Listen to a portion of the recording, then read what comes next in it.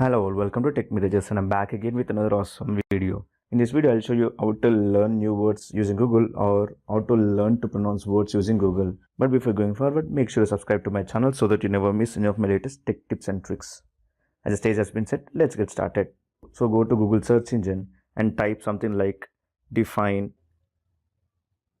lieutenant and hit enter.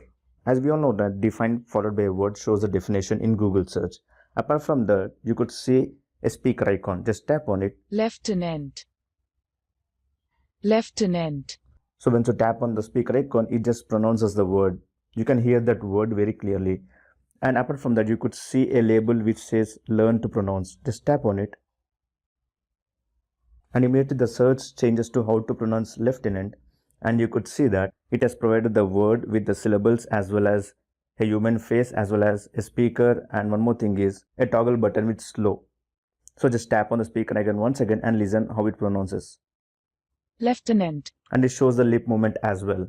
And once you click on the toggle button and highlight the slow, you could run and tap on the speaker icon again.